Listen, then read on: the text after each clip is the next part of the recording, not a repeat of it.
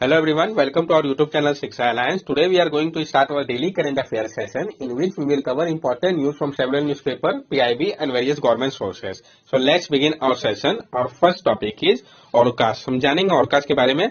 Two cities in the United States of Washington have taken steps to formally declare their support for legal right for a group of endangered orcas।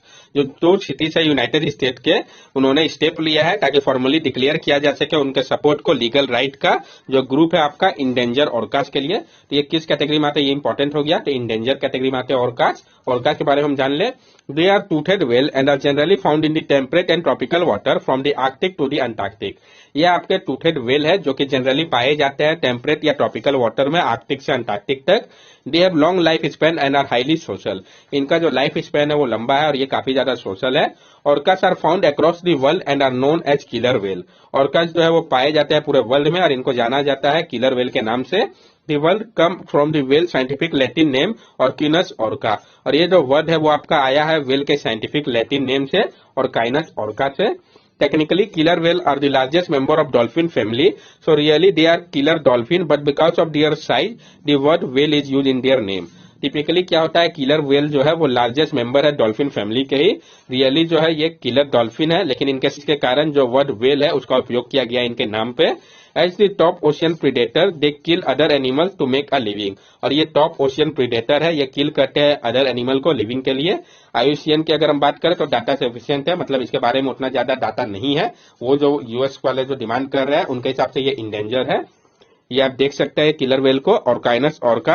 ये ऊपर वाला इनका large dorsal fin हो गया। ये आपका blow whole है nostril breathing के लिए। ब्लैक एंड व्हाइट कलरिंग के होते हैं। स्मूथ स्किन है, लार्ज टेल है जिसको फ्लुक्स किया जाता है। लार्ज पेक्टोरल फिन्स है, स्मॉल आइस है और बहुत सारे लार्ज टीथ होते हैं। प्रोजेक्ट बोल्ड, पीआईबी का न्यूज है। जानेंगे हम प्रोजेक्ट बोल्ड के बारे में, किससे रिलेटेड ये भी।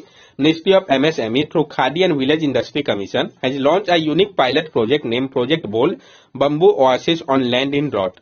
जो मिनिस्ट्री ऑफ एमएसएमई है उन्होंने Khadi and village industry commission के साथ मिलकर लॉन्च किया है एक यूनिक पायलट प्रोजेक्ट को जिसका नाम है project bold bamboo oasis on land in drought. इसका मकसद क्या है, किस मिनिस्ट्री ने किया, ये इंपॉर्टेंट हो जाता है।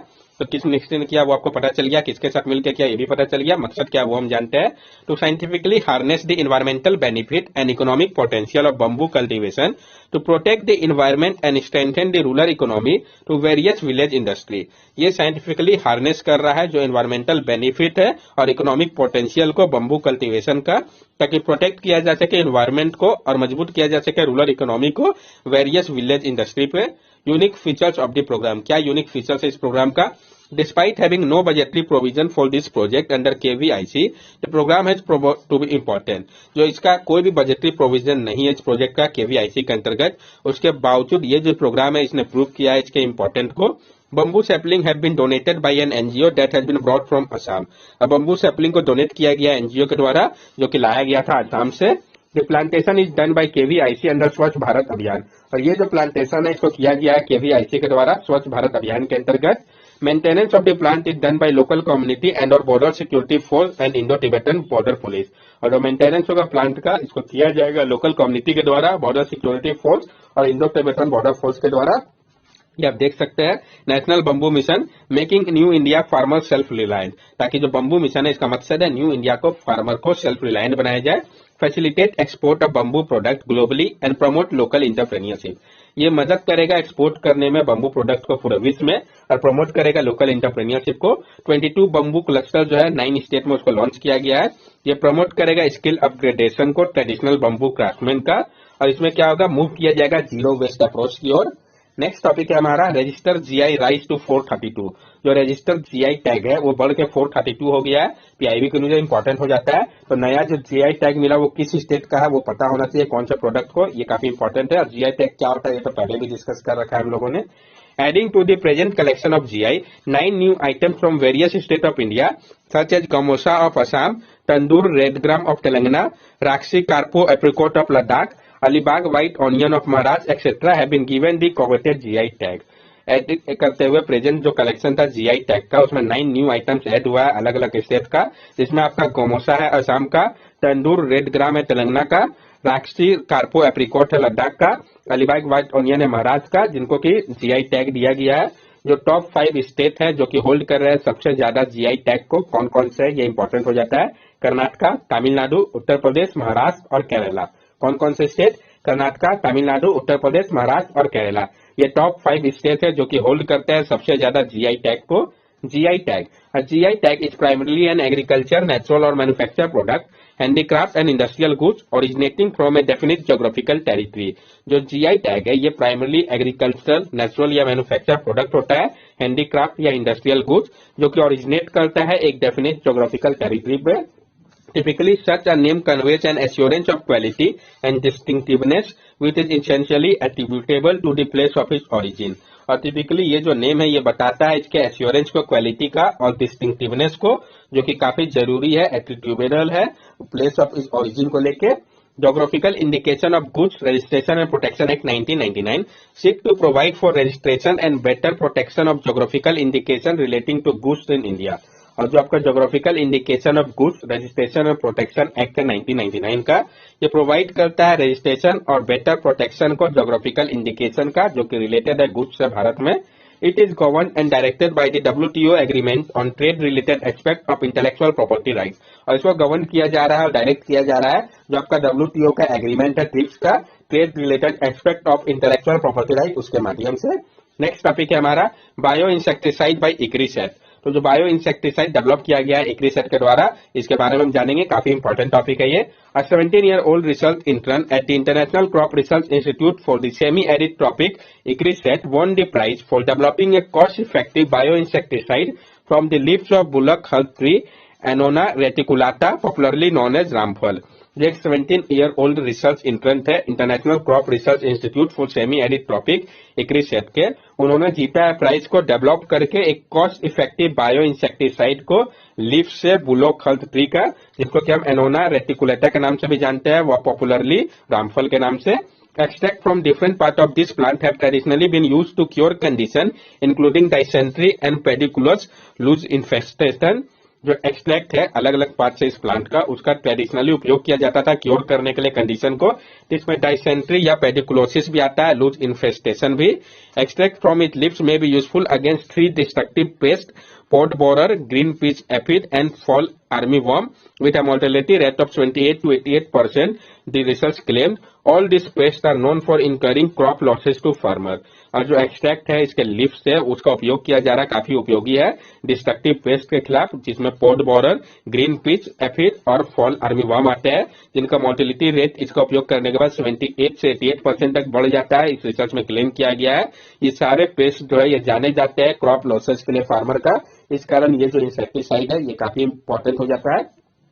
एनोना रेटिकुलेट के बारे में हम जान ले, तो ये आपका एक स्मॉल डेसिडुअस और सेमी एवरग्रीन ट्री है प्लांट फैमिली एनोनेसिया का, और ये पार्ट है आपका एनोनस ग्रुप का।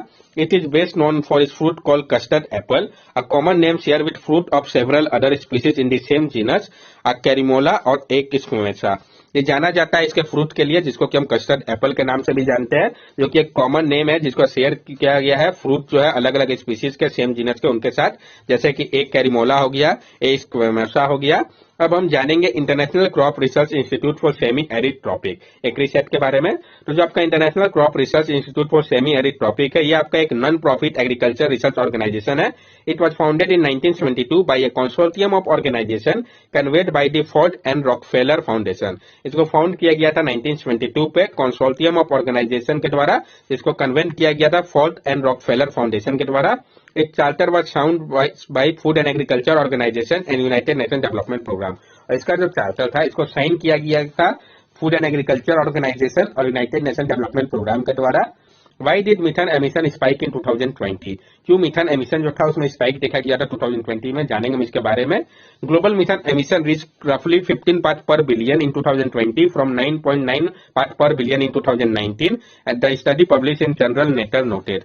जो एक स्टडी पब्लिश किया गया है जर्नल नेचर पे, उसमें नोट किया गया कि जो ग्लोबल मिशन एमिशन था वो आपका रफली 15 पार्ट पर बिलियन पहुंच गया था 2020 पे, जबकि ये 9.9 पार्ट पर बिलियन था 2019 में। क्या रीजन था इसके स्पाइक के पीछे? तो नाइट्रोजन ऑक्साइड जो है वो इंपैक्ट करता है मिशन के लेवल को, ट्रोपोस्फियर जो कि अपर पार्ट है एटमॉस्फेयर का, और नाइट्रोजन ऑक्साइड कंबाइन करता है ओजोन के साथ और बनाता है हाइड्रोक्सिल रेडिकल को। ये जो रेडिकल है ये रिमूव करते हैं 85% मीथेन को एनुअली एटमॉस्फेयर से। नाइट्रोजन ऑक्साइड इंटर करता है एटमॉस्फेयर में एग्जॉस्ट गैसेस से, कार्स के, ट्रक्स के, साथ साथ इलेक्ट्रिक फ्यूल जनरेशन प्लांट से भी। लेकिन क्या हुआ, लॉकडाउन के दौरान नाइट्रोजन ऑक्साइड पॉल्यूशन जो था वो काफी ज्यादा कम हो गया था, जिसके कारण मीथेन का लेवल जो था वो बढ़ गया drastically. Precipitation over global wetlands showed a 2 to 11% annual increase in 2020 related to 2019. Waterlogged soil make condition ripe for soil microorganisms, allowing them to produce more methane. और जो precipitation हुआ global wetland में, उसमें देखा गया 2 से 11% तक annual increase 2020 के दौरान 2019 के कंपैरिजन में। इस कारण जो वाटर लॉक्ड हो गया सॉइल पे, इसके कारण कंडीशन जो था वो फेवरेबल हो गया सॉइल माइक्रोऑर्गेनिज्म के लिए, जो कि अलाउ किया उनको कि वो प्रोड्यूस करे और ज्यादा मीथेन को। मीथेन के बारे में हम जान लें। Methane is short life compare to carbon dioxide. Methane जो है उसका लाइफ शॉर्ट होता है अगर हम कंपेयर करें कार्बन डाइऑक्साइड के कंपैरिजन पे। Methane has more than 80 times the warming power of carbon dioxide over the first 20 years of its life time in the atmosphere. लेकिन मीथेन का more than 80 times warming power होता है carbon dioxide के comparison पे first 20 years के लिए इसके life time के एटमॉस्फेयर पे। The common sources of methane are oil and natural gas system, agriculture activity, coal mining and waste. और जो कॉमन सोर्सेस है मीथेन के लिए, ऑयल या नेचुरल गैस का सिस्टम हो गया, एग्रीकल्चर एक्टिविटी हो गया, कोल माइनिंग हो गया या वेस्ट हो गया। ये आप देख सकते हैं जो मीथेन साइकिल है, पूरा प्रोसेस जो है आपका, ये एनारोबिक ऑक्सीडेशन हो रहा है माइक्रोब के द्वारा, ये मिथेनोट्रॉप्स, ये मिथेनोजेन जो है सॉइल में ये सारे जा रहे हैं, ये प्लांट के द्वारा फॉसिल फ्यूल हो गया, ये जो प्लांट डिके कर रहा है नेचुरल वेटलैंड पे, राइस पैडी पे, ये लैंडफिल हो गया, ये डाइजेस्टिव प्रोसेस जो है डोमेस्टिक एनिमल का, इन सब के कारण जो है मिथेन का लेवल जो है किस तरीके से बढ़ सकता है वो दिखाया गया है, यहाँ पे दर्शाया गया है। नेक्स्ट टॉपिक है हमारा असोला भाटी सेंचुरी। हम जानेंगे असोला भाटी सेंचुरी के बारे में। The Delhi forest department is in the process of procuring electric cycle and golf cart to enable visit to Asola Bhati wildlife sanctuary. ये जो सेंचुरी है वो कहाँ आपका सिचुएटेड है, ये इंपॉर्टेंट हो जाता है। जो दिल्ली फॉरेस्ट डिपार्टमेंट है वो प्रोसेस में है कि वो प्रोक्योर करेंगे इलेक्ट्रिक साइकिल और गोल्फ कार्ट को, ताकि इनेबल किया जा सके विजिट को Asola Bhati wildlife sanctuary के लिए। Asola Bhati sanctuary located in the southern Delhi ridge of the Aravalli hill range on the Delhi Haryana border. ये जो आपका असोला भाटी सेंचुरी है ये लोकेटेड आपका साउथर्न दिल्ली रीज में अरावली हिल्स के, जो कि रेंज करता है दिल्ली हरियाणा बॉर्डर के पास। In area of 1 kilometre around the Asola Bhati wildlife sanctuary in Gurugram and Faridabad is an eco sensitive zone. और जो आपका एरिया है 1 किलोमीटर का Asola Bhati wildlife sanctuary के पास का, गुरुग्राम और फरीदाबाद का, वो आपका इको सेंसिटिव जोन है। That's all for daily current affair session. अगर आपको हमारी वीडियो अच्छी लगी हो तो हमारे चैनल सब्सक्राइब करें, हमारे वीडियो को लाइक करें और ज्यादा से ज्यादा शेयर करें। This are our social media link. From here also you can stay connected with us and give us your valuable feedback. Thank you and have a nice day.